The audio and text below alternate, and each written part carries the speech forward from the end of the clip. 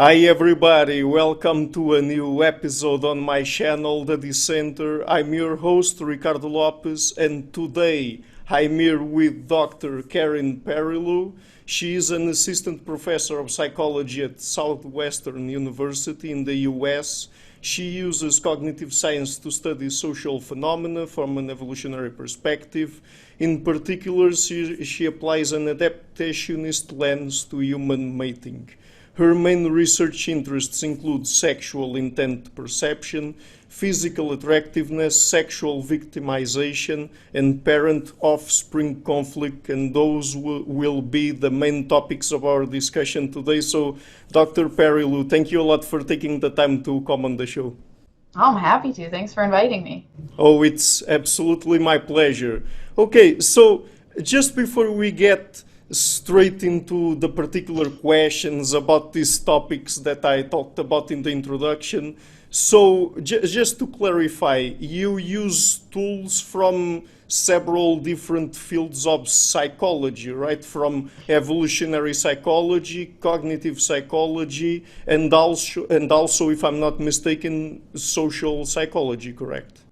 Yeah, I try and blend a lot of things. I like an interdisciplinary approach. I mean, the nice thing about evolutionary psychology anyway is that it's sort of already interdisciplinary. I mean, if you go to any EvPsych conference, you're going to find psychologists, biologists, anthropologists, and I love that. So already into that realm. But yeah, so I really look at like cognitive mechanisms, so sort of the programs we have inside of our brain. And specifically, I'm interested in the ones that interact with other people, so like the social stuff. So that kind of blends all those things together. Yeah, and I mean, I've been talking a lot with people from evolutionary psychology because I have to admit this is a bias of mine because I really love evolutionary psychology and Yay! and behavioral genetics and things related to that. So, but don't you agree that perhaps in the near future or something like that, evolutionary psychology, we will have to look at it as being the basis from which all other ramification, all other branches of psychology sprout from. Because I mean, Yeah. we really have to look at the human mind as being the result of how our brain evolved, and I mean, we really have to apply evolutionary theory if we are to understand the basis of all of this, correct? Well, I couldn't agree with you more. Definitely, I think what most evolutionary psychologists would say is it's just psychology. At some point, you're right. I think this is just going to be incorporated into psychology and it won't even be a thing.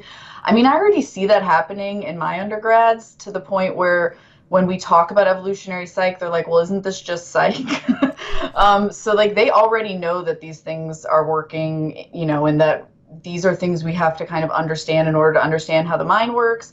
And I think that that's true of a lot of like movements in psychology where they kind of like say, hey, here's this really important thing. And then everybody kind of takes it and then like applies it. Like behaviorism, for instance, was incredibly popular for decades.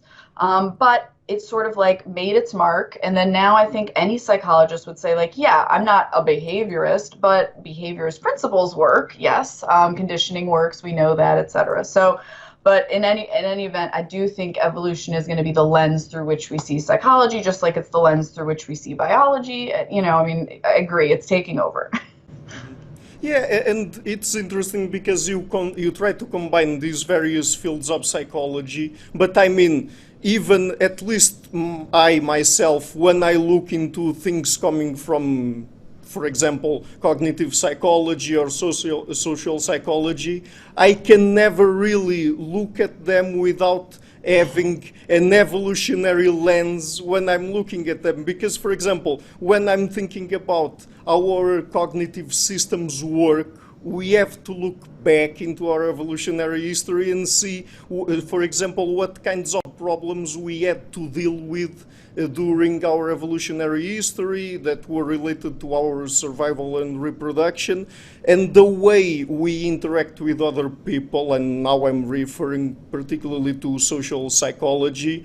Those things, I mean, I guess that we have to look at them as being individuals with their biological limitations and the fact that they only can process information that comes from the outside, and that includes other individuals in very specific ways that are biologically constrained. And so, right, this is the correct way of looking I'm at agreeing it. with everything you're saying, absolutely. Yeah, but and the other interesting thing in cognitive psych in particular is exactly what you're saying when we think of cognitive systems. For a long time, cognitive psychologists have been adopting this view, but they just don't say it. Like, if you look at the way, like, for instance, vision researchers, et cetera, do their work, and they talk about how perceptual systems are, designed, like, okay, what's doing the designing? And they are very much talking about, like, trying to find optimal ways of viewing the environment, and are there constraints on that? What are the physiological constraints or the evolutionary constraints? What kinds of problems would organisms have to solve, and why would we have certain perceptual mechanisms versus others? They talk about that. They just don't call it evolutionary psychology. So I think, like, people have been used to this idea just without the term, and maybe, like, this, again, the past 30 years has been trying to, like, get people to realize, like, this is what we've been doing kind of all along. We're just, like, bringing it to the forefront and being really explicit about it, which is helpful, instead of pretending like it's not happening. Yeah, exactly. Okay, so now let's get a little bit more specifically into some very interesting points of your work, as I talked about in the introduction. And first of all, let's tackle, I guess that this is a problematic topic in evolutionary psychology, that is the sexual interest perception. Because as far as I understand it, at least until very recently, there have been people, and even big names in evolutionary psychology like David Buss, who defended the idea that, according to evolutionary theory, it would make sense for men to overperceive sexual interest in women, because I mean it would be a better sexual strategy for men to try to impregnate as many women as they can. And I mean, if they approach women with the belief that they are much more sexually available, let's say, than they really are, perhaps they would gain something from that. So could you please talk a little bit about that? Sure, definitely. So yes, the overwhelming, bulk of the field, including myself, for a long period of time, was very much in favor of this idea, error management theory. Originally, when that paper was published with Hazelton and Buss, that was like their key example, was the sexual interest. They wanted to apply that to more perceptual biases, but the main one they focused on was sexual interest. And so I originally did a study based on this idea. We had it was like a sort of like a speed meeting kind of study. So not speed dating, but just speed meeting. And within that context, we had people rate, like, how interested do you think this other person is in you? How interested are you in them? And we could kind of compare it. And so I did this whole study within this idea of EMT. But more papers were sort of coming out and saying, well, there's this small kind of snag here. That, are we talking about a biased belief in your example? Like, does that man, is his belief mechanism saying that woman is really, really interested in you, so, like, further away from, like, what could possibly be true? Or is it just that he thinks, well, she doesn't seem particularly interested in me, but I'm going to act like she is anyway? So I know that sounds like a super minor point, whether we're talking about biased beliefs or biased behaviors. But myself and co-authors kind of agree that's something we should think about, because adaptive mechanisms, if we've got cognitive mechanisms that are causing false beliefs, so they are specifically making it so that we are believing something wrong about the world, that's bad for our other mechanisms. So, like, if there are other mechanisms that use that information, that's not ideal, because now I'm sort of propagating false information in my brain. So that doesn't mean that couldn't happen. That could definitely happen. And there are reasons why it might be selected for, but we're just saying, well, we should assume that things are creating as best we can accurate beliefs, and that behavior is biased, because that's way easier to do in terms of it's not going to infect other, information processing systems. It doesn't have all of those costs associated with false beliefs. And so we should just kind of assume biased behavior unless we can kind of show beyond a reasonable doubt that it's actually a false belief system. That's kind of our approach to it. Again, not everybody agrees with us, and that's okay. That's science. And so we've been trying to, kind of show through a few studies that like women's ratings of interest move around a lot. Like if you give them money to be accurate or you ask them to predict someone else's interest, they kind of move all over the place. But men's just basically kind of stay the same. So it seems like even if you pay men and say like, hey, we're going to give you money if you're more accurate about this, they're just like, okay, I'm going to give you the same response. They don't really change their response. Now, that doesn't mean they're right, but it does indicate that they're signaling that this is what they really think is true. That's at least our interpretation of it. So again, not everyone agrees. That's okay. But that's kind of where the disagreement falls. So I think everyone would agree with what you said, which is that for men in general, it's better to have sort of false alarms than misses. Meaning it's better to think she might be interested or behave as though she might be interested, depending on which camp you're in, and for that to happen as opposed to missing out. So I don't think anyone would disagree on that part. It's just a question of the mechanism. Like, is that, caused by a man believing the wrong thing or behaving in a way that suggests that, he thinks she's more interested? And so persuasion, like you mentioned, is one way that we think could sort of overwhelm or kind of get that cost of false, information kind of weighed out of the equation. So that is a possibility. It has not really been investigated yet, but I do think that's promising. Yeah. Mm-hmm. Yeah, that's very interesting because I guess that it's very difficult for people to look at a situation where a particular person acts in a very particular way and for them to not look at it as the person having a belief behind their behavior, correct? So this is somewhat very difficult for people to understand because, I mean, if the men act in a biased way, like if they believe that women are more interested in having sex with them than they actually are, it's very difficult to not associate that with a corresponding belief, correct? Oh, absolutely. I mean, there's a lot of difficult things. What you just mentioned is difficult. How can we distinguish beliefs and behaviors? And then another thing is difficult, which is how do we know what is accurate? So like if I ask a guy, how interested is this woman in you? And then I ask her, how interested are you in this guy? I still don't know what the real answer is, right? I have what he said and what she said. And for the longest time, we have treated whatever women rated as being accurate. And maybe that's true, but that's an assumption. And so that's kind of like something we were, playing with. So in terms of how you could distinguish them, it would be tough to design a study to do it, like you indicated, from like a thought experiment kind of way. Like basically what I think it would look like is this like little thought experiment I tell people about when I present this research, which is like, imagine this guy is talking to this woman. We can see that she doesn't look super interested. She's kind of like looking away and like not really that interested. She's, but she's there and he's talking to her. And right now, Hazelton Bus, everybody would make the same prediction, which is he should just keep talking to her and assume that she might be a little bit interested, right? That's the best way to go about it, very low cost.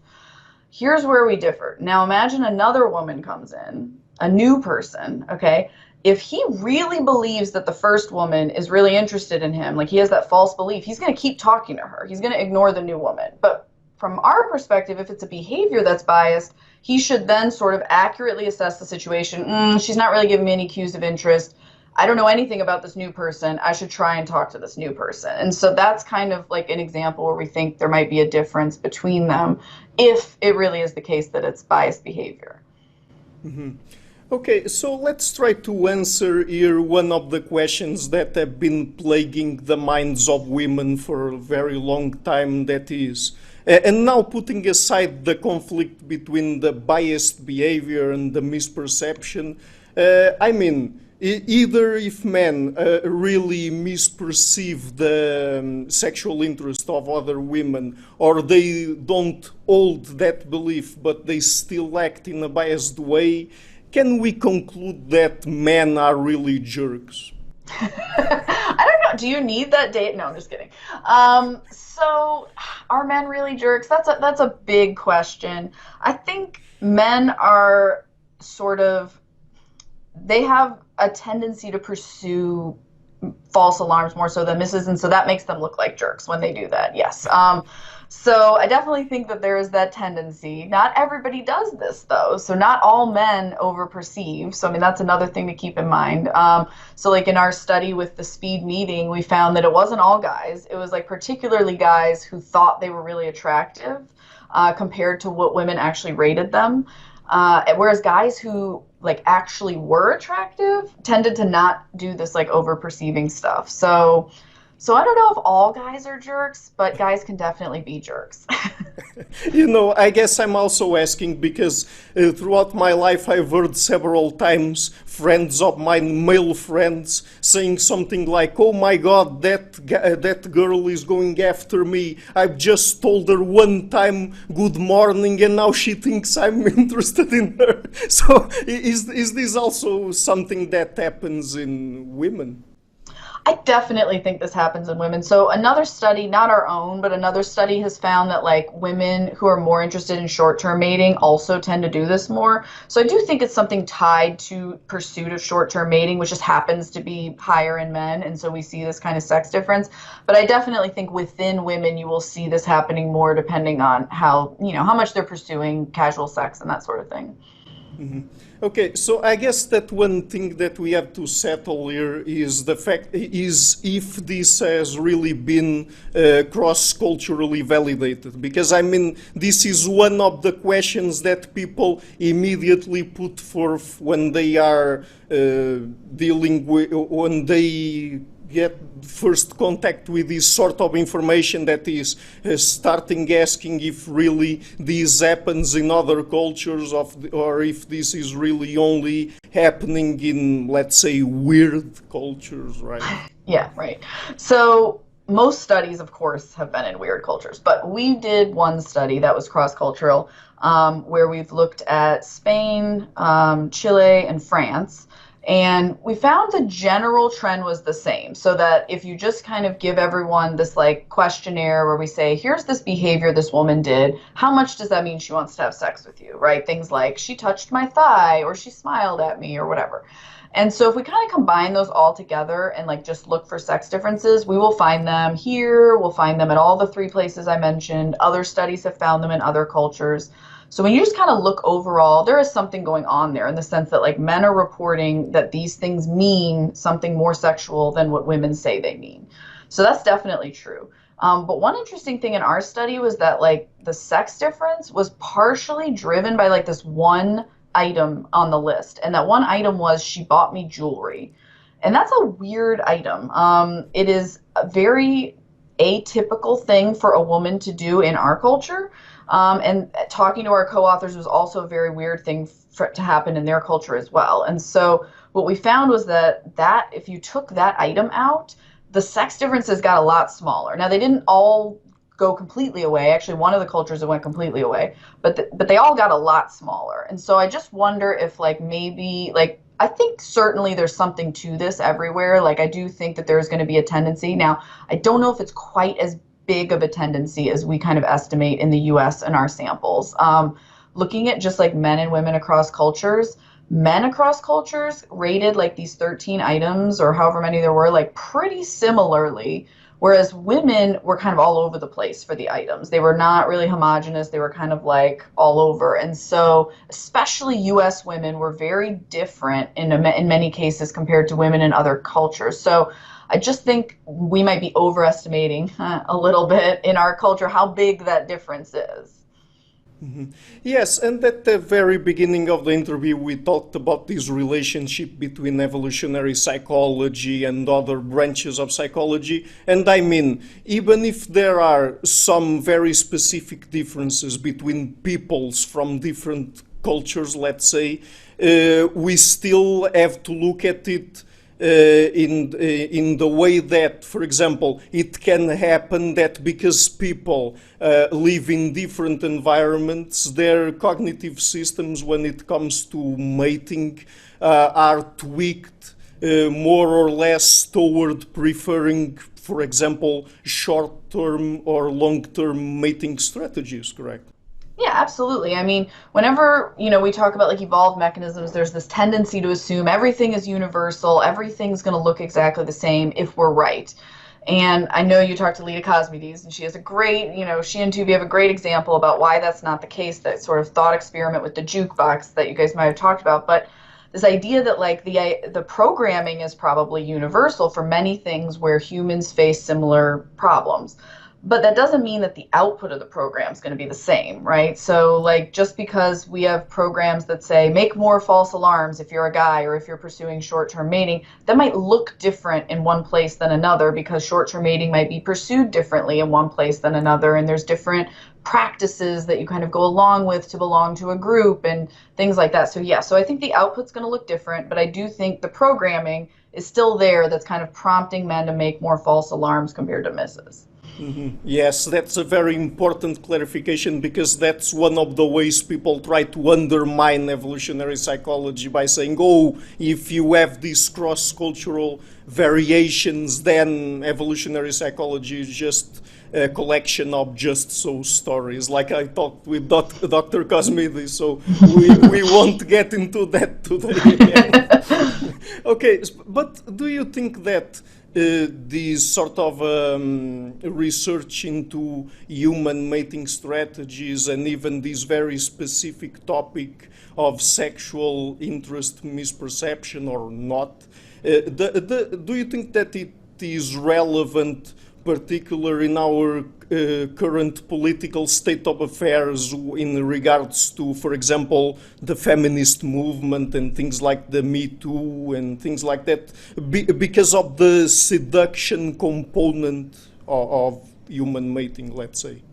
Oh, yeah. I mean, all of this stuff is highly relevant at this point. I mean, whenever I talk about the sexual interest stuff, it's always, we're talking about how, like, in our species, it's just so couched in so many things and it's so sort of cryptic and it's designed to be hidden. That's the whole point of it, is that flirtation is designed to give as little information as possible while trying to extract as much information as possible. And so all of our flirtatious behaviors are kind of designed to be ambiguous. Like I could smile at someone and that might mean I'm trying to be friendly, but it also could mean I'm interested in them. And that's the point of those as being flirtatious signals. If I truly wanted to let someone know I wanted to have sex with them, I could just go up to a guy and say, hey, I want to have sex with you. He'd be probably like, okay, great. At least I know where you stand, right? As of now, though, that's not kind of how humans behave. So the whole, like you said, seduction part is designed to be relatively ambiguous. It can lead to conflict. And so I think what we see with like these recent movements is, moving to have like better consent, right? So like the whole idea behind consent now is like you want somebody to be excited about having sex with you, not just sort of not saying no out loud, right? Like there's this kind of, emphatic consent idea. And so I think it's like good. It's designed to get people talking and being like more upfront about it because, again, these mechanisms are designed to try and hide that information. So I think it might be tough, but I do think that like trying to, make those clear, make our intentions and motivations clear is going to be helpful. But in terms of like the Me Too movement, at least in the US, I mean, this is, obviously, especially now as we're recording this, a major issue. And I think so with the Me Too movement, one thing that we've seen in like previous studies, like David Buss's studies, is that men and women's idea of how upsetting sexual violence is are really, really different. So for women, if you ask them like, how upsetting are these things that men could do? Sexual violence or any kind of sexual coercion is like ceiling effect, highest one on the list. It's higher than physical violence, things like that. For men, if you ask men how upsetting it would be if a woman was sexually coercive toward them, it's like in the middle. Like they're way off, okay? So if men are kind of using, and whenever we think about other people and we empathize with them, we typically like try and think, well, what would I do in that situation, right? So if men are doing that, they are greatly underestimating how upsetting these things are.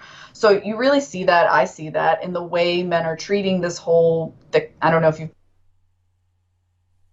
Kavanaugh thing. We've got the Supreme Court justice who's up for nomination, who's been accused of sexual violence. And so there's just a huge chasm between how women are perceiving this and how men are perceiving this. And I think it boils down to that feeling for women, like sexual violence is taking away female choice. And so like from a biology standpoint, like that is powerful for women. Like female choice is a major component of sexual selection. And so bypassing that is just a humongous, humongous cost. Yeah. Okay, and now let's say that someone misperceives sexual interest in another person from the opposite sex, in this case, and then they make a move on them. Are there sex differences in how men and women react if a member of the opposite sex approaches them after misperceiving sexual interest? And I'm asking because, I mean, in evolutionary psychology, I guess that one of the theoretical foundations is that it would be, in general, of course, an optimized sexual strategy for men to try to copulate. Copulate. Oh my God, I'm using very technical words. To try to mate with as many women as they can, because I mean they don't have as an heavy of a burden, because they don't get pregnant, they don't have to carry a baby for 9 months and then to weave the baby and things like that. So are there sex differences in that very specific aspect? So I'm trying to think if there are like specific studies that just measure that part of it. I mean, I'm thinking of, so Hazelton did a study where people reported like how often this happened. So like men did report that they had more instances of making a false alarm, like they behaved or they kind of acted on something and it turned out the woman wasn't interested. Like men report having done that more than women. In terms of the costliness, I'm not sure if they measured the actual costliness. I do remember they measured regret, I think, and so they found that like men regretted misses more, which is exactly what you would expect. But it's interesting because when I talk about it in class, people are like, "Oh my gosh, a false alarm seems so horrible. It's so embarrassing," right? Like if you go and talk to someone and you lay it all out there and it turns out they're not interested, and so that is perceived as being worse. So I also think that it's perceived more by women as being worse. I don't know that I can't think of a study right now that's literally measured what you're asking. But I think that at least anecdotally, when I ask my class about it, women think that it would be really bad if they were to show a bunch of interest in someone sexually and for them to reject them sexually. So at least on women's side, I do think that. I think men are just sort of, I mean, I guess I don't know whether it comes down to they feel less bad about it or they just sort of accept that this is part of the deal, and that this is going to happen a lot. So anyway, the answer is I don't know of a study that directly assesses that. So. Okay. So now moving on to another topic, that is the parts of the body that men and women pay more attention to in the opposite sex when they are evaluating a member of the opposite sex in terms of their mate value, let's say. So you did this research about, I think, if men and women prefer to look at the faces or at the rest of the body of someone of the opposite sex. So could you talk a little bit about this and perhaps about the findings and about what kinds of information can men and women extract both from faces and from other parts of the body? Sure. So there's been lots of research from an EP perspective on attractiveness, and they have oftentimes focused on specific features. So there's lots of research on, like, for instance, which facial features are attractive, which ones sort of connote health and youth and things. There's tons, just as a few examples. So you can kind of glean information, for instance, about a woman's youth from looking at her face, because you can kind of see, like, how many wrinkles does she have? Is her skin relatively taut and glowing? Health, similarly, like white teeth. Does she have sores all over her face or not? You know, those kinds of things. And then even fertility, you can get cues in the face in the sense of like estrogen levels. So like women's underlying estrogen levels are associated with certain facial features like high cheekbones, kind of like a small nose, full lips, those kinds of things. And so you can kind of get a lot of information from the face. And for women's bodies, you can also get all three of those things. You can find out about youth. You can look at how well she's moving. Does she move pretty quickly? Is there a lot of perkiness in her body? Health-wise, you can kind of see like, is the skin looking healthy? That's kind of always a cue, no matter where you're looking. Does she have like good muscle tone, BMI? There's like a whole bunch of things that are related to health in the body. And then fertility, there's that one thing that everybody talks about with EP, waist-hip ratio, which you probably heard of.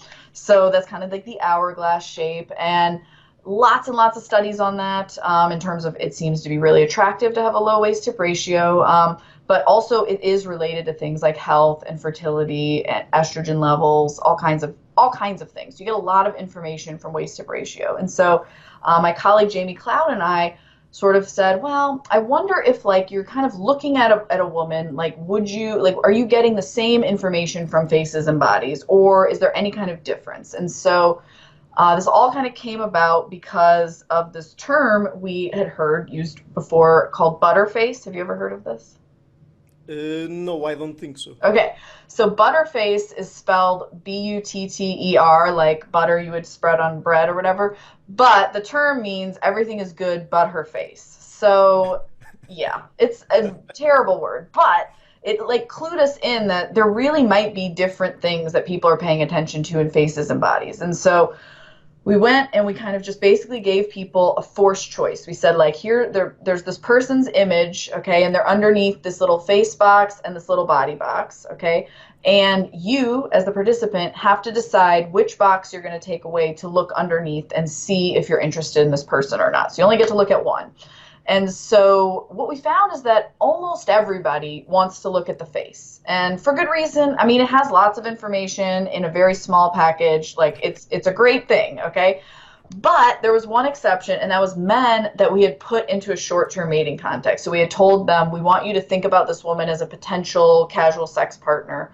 Now what do you want to look at? For them, they were much more likely to look at the body compared to the face. So that was kind of our first attempt at looking at this kind of scenario, and others, including other studies we've done, all kind of point to the same thing, which is that most people pay attention to faces. They're generally really diagnostic. They tell us a lot of information, but men who are in a short-term context are sort of prioritized, at least from our hypothesis, are prioritizing fertility. And waist-hip ratio is just this really special cue, we think, of fertility status that men are paying attention to in this context where immediate fertility matters, as opposed to like long-term health and reproductive potential. And so anyway, so waist-hip ratio like can kind of tell us a lot of things: estrogen levels, ease of getting pregnant. Waist-hip ratios related to age, because women who are postmenopausal or prepubescent can't have a small waist-hip ratio because it's mediated by estrogen. So it's a quick, and as Dev Singh, the first person who kind of really looked at this, said, it's kind of like a first pass filter. It's not the only thing that matters, but it is a quick at a glance way of saying, okay, this person is in the right age range, they're probably fertile. And of course, we're not thinking any of this consciously, but that's why it's really attractive to us. Exactly. Okay, so let's just take this opportunity to leave some advice for young men who are looking for a partner at the moment. Because I mean, guys, please, we already established here that we as men tend to be jerks. So please look at women's faces. Be economical about it, because you can obtain much more information from a much smaller area of the body. And since you're not looking at their boobs or bottoms or something like that, you're putting yourself under less risk of being rejected or being called a pervert or something like that. So let's take that advice. Yes, look at faces. It's a good call. Yeah, right.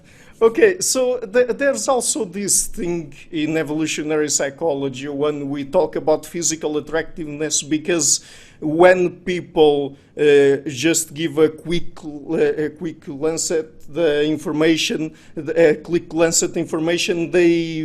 they would tend to conclude that men pay much more attention to physical traits in women than vice versa, and women tend to pay more attention perhaps to things that are more related to certain attitudes and behavior in men.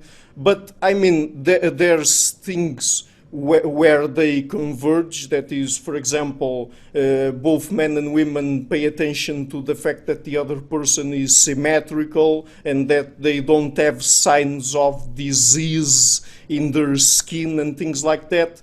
But women also pay attention to very specific physical traits in men, correct?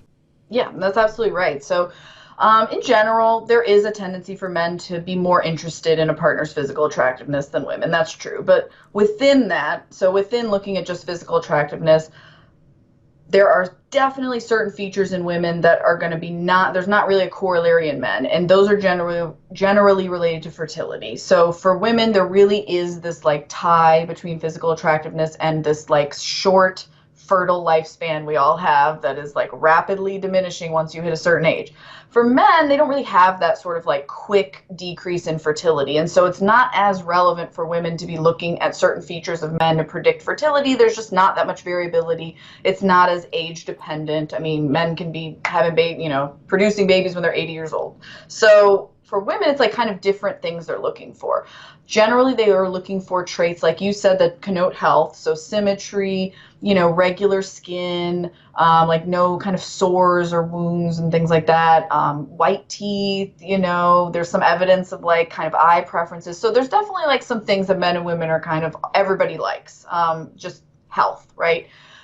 But in terms of like, what is it that women are looking for in men, like kind of specifically, it's a lot of things that are related to sort of physical prowess, which might be related to intersexual competition, so competing with other men, or, sort of protection. Maybe those are all kind of related. So things like sort of a high shoulder to hip ratio, so like broad shoulders, relatively small hips.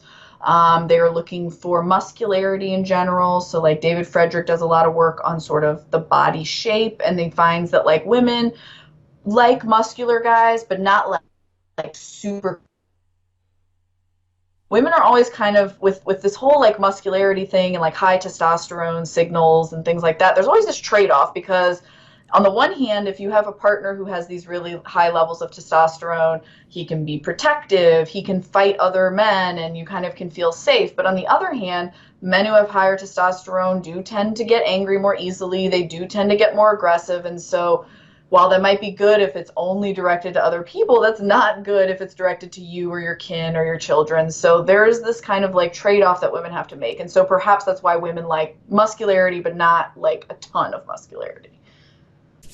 Okay, so before we lost the connection, I was trying to say that I already had a conversation, as I said before in the interview, with Dr. Cosmides, and we addressed this issue with, I'm going to put it this way, liberal wimps. So, and I guess that from what you just said, we could conclude that the best place for men to fall on would be somewhere between a liberal wimp and a KKK Trumpist or something like that. Yeah, somewhere in there. I mean, the actual figures that like Frederick used, the women didn't prefer like what I would even consider relatively muscular. I mean, they were not super muscular. So I definitely think like this whole idea that there's this trend toward like less muscly guys, like I think that is true. And again, I think it's like reflecting that trade-off that women are making between sort of like aggressiveness and, or rather aggressiveness toward others and aggressiveness toward us, kind of. Yeah. Okay, and now there's another very interesting topic that has to do with human mating and the way people approach other people, in this case particularly how men approach women when they are trying to establish some sort of sexual connection, let's say, because it's also very important for women to feel safe in the environment they are approached by other men, correct? Because, I mean, this has to do with the fact that women are more vulnerable than men to rape, and it would be a higher cost for them to be impregnated by a man that they don't deem fit to reproduce with them, correct? Yeah, I mean, that's kind of like going back to that idea of bypassing female choice. So, I mean, female choice being like one of the most powerful mechanisms, right, that females have in this whole sexual selection thing. And so, I mean, bypassing female choice is huge from a reproductive standpoint, extremely costly for the reasons you mentioned, right? Like pregnancy costs, at least in an ancestral environment, and to some extent today, are extremely high. There's a chance for mortality. I mean, it is really, really, and so again, that is like why we find in Buss's study that like women rate it way up here, right? Whereas men are like, well, it's kind of in the middle of the scale. So yeah, so it's super, upsetting even to imagine for women. And then when it occurs, it is extremely upsetting and has like far-reaching costs. We did like a study where we asked women who had experienced either attempted or completed rape, according to them. So they got to define that.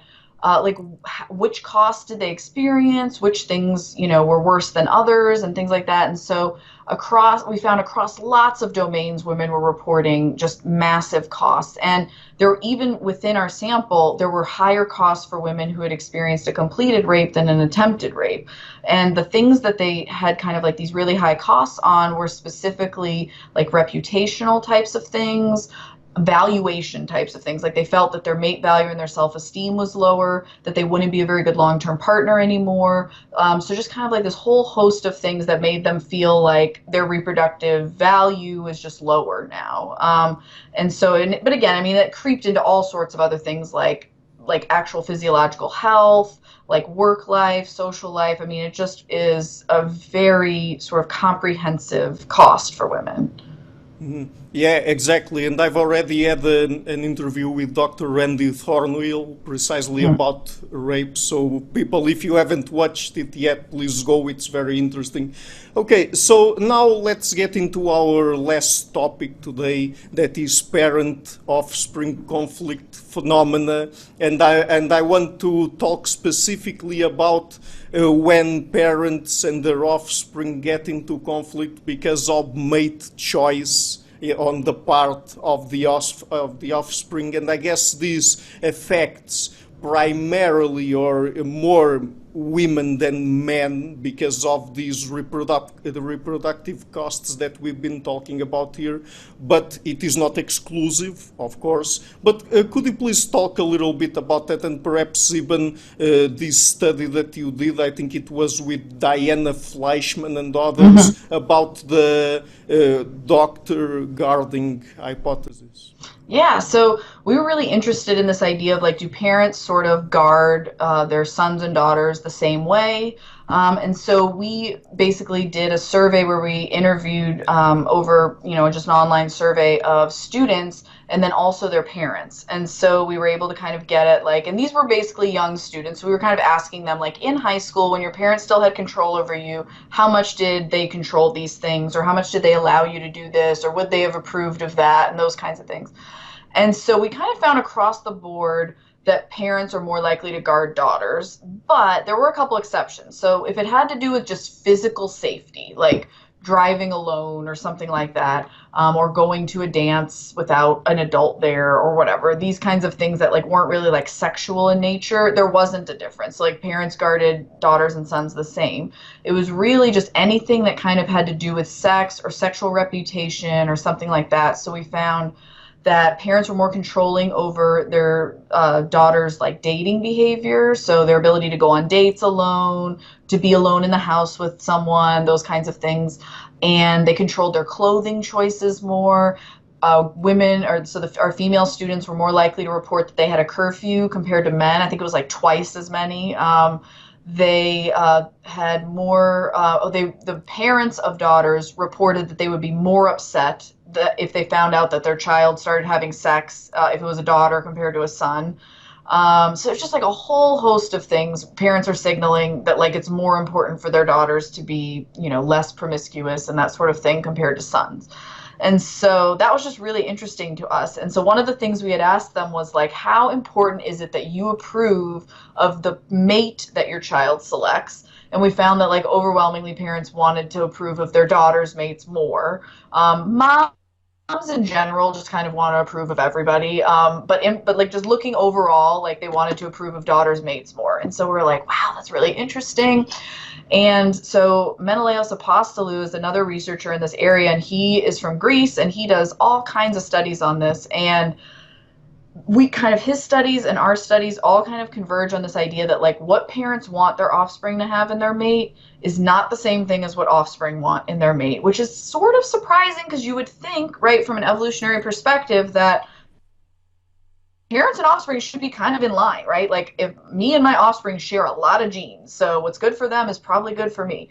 And so kind of going back to Triver's original idea about parent-offspring conflict and saying, well, we do share a lot of genes, but we also don't share a lot of genes. And so there's still room for kind of conflict to exist there, specifically if the way that I select mates can help my own reproductive success as opposed to just getting indirect benefits from my offspring. So we said, all right, well, let's find out how do parents and offspring kind of differ on the things they're looking for. And so we and several others have kind of looked at this in different places, but they all kind of triangulate on the same idea, which is that like parents tend to say that they want their offspring to have mates that are like the same religion as their family, that have similar family backgrounds, they're healthy, they're going to be like a good housekeeper, these kinds of things. Whereas like more so than offspring. And then offspring more so than parents are like, no, I want somebody who's really attractive and somebody who's like really fun to be around and easygoing. And so kind of like compatibility, sexual interest kind of things.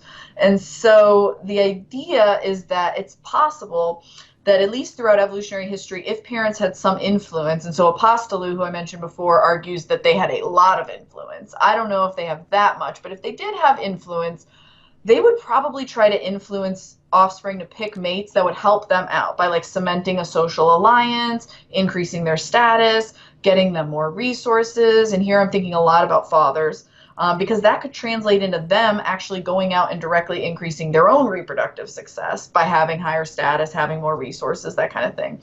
So at any rate, like again, most of these studies find this. One study by Apostolou that I think is really interesting is he asked parents, okay, so older individuals, how much do you want these things or in your mate? How much are you interested in a short-term mate? These kinds of things. And then how much would you want these for your offspring? And so what they found is that like these parents said, oh, well, my offspring should be looking for long-term mates and they should be looking for good religion, family values, yada, yada, yada. But when I'm looking for a mate, I'm more interested in short-term mating and attractiveness and personality and all of those good things. So it's not just a generational thing, because that was like one argument is like, well, maybe just parents are from this older generation. They want these like traditional values. But it turns out like, no, if you ask those people, the same people will say they want their kids to have these things, but they themselves want whatever their kids want. So I just found that super interesting. Mhm. Yes, that was very interesting. So we can conclude, in fact, that parents influence or try to influence both daughters and sons. Correct? It is I not. think so, It yeah. is not sex exclusive. Let's say. I don't think so. I think they try to control both. I think depending on the way in which mating sort of lead to resources and status in different cultures might change that a little bit. But I think overall parents are going to get potentially some benefit out of controlling offspring mate preference or mate choice rather. So like there's something to be gained, I think, no matter what for them to influence this. And so I think you're going to see it to some degree kind of everywhere. And then in terms of like daughters and sons, I do think there's, there might be, so what we found in our study is they try and influence them on different traits, but like overall they try to influence both of them.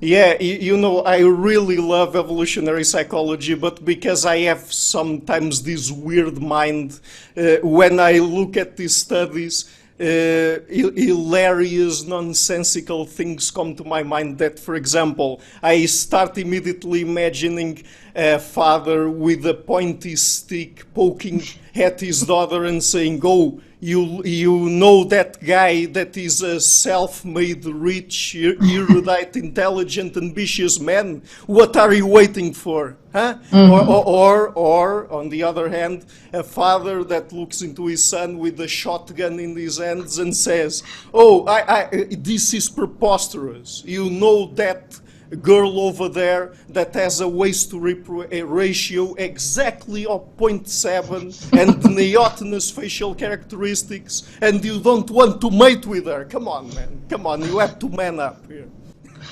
Yeah, I definitely think you're right. I think that that is something that happens. And I think part of it is also that like parents have been through something before. So there is something to be said for like experience. And so to some extent, like their experience and what they've learned about the world, like is something they try to pass on to offspring. Now, offspring are not always willing to take that because there is this long history of parent-offspring conflict. And so when we're really little, we'll take everything mom and dad says as, you know, the absolute truth. But as we get a little bit older, we're like, wait a minute. No. Our interests are diverging a little bit here. Like when we're a baby, there's like almost no difference in interest, right? Like everyone's interest is let's get this baby old enough to reproduce, right?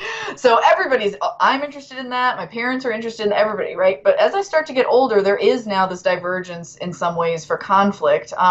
So, I mean, that's not to say there's not conflict everywhere, but, you know, at least for mate choice, we're going to really see that there is a potential for like offspring to increase their reproductive success a little bit differently than for parents indirectly getting that. Yeah, exactly. Okay, so Dr. Perilloux, just before we finish this year, would you like to share with people where they can find your work online and perhaps an interesting piece of work you're doing at the moment? Sure. So if you're interested in me, I'm not on Twitter or most social media, but I have a website and it's carinp.com, spelled CARINP.com.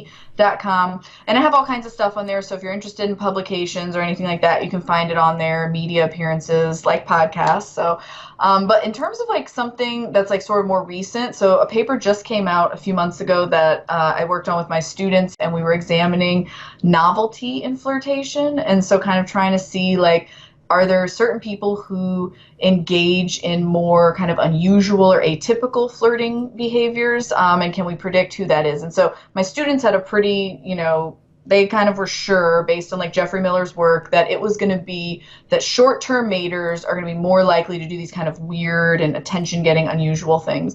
And that's pretty much what we found. So we found that like short-term individuals, men and women, although more of a tendency for men, are more likely to pick the weird thing and do that as a flirtation tactic. However, we also asked people what they would like to have happen to them. So which of these flirtation behaviors would they like to have somebody do to them? And it turns out nobody likes the unusual.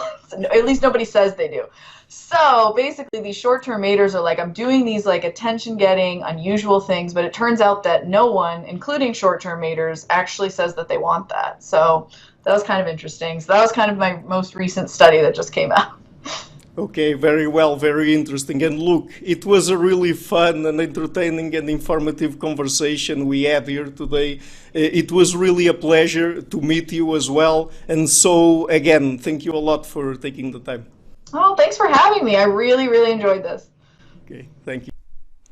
Hi guys, thank you so much for watching this video until the end. I would also like to ask you to please pay a visit to my Patreon page and see if you can make a pledge there. I would really be thankful for that. And finally, I would also like to give a huge thank you to my patrons Karen Litzke, Anne Blanche, Per Helga Larsen, Lau Guerrero, Chantel Gelinas and Jim Frank. Thank you a lot for all.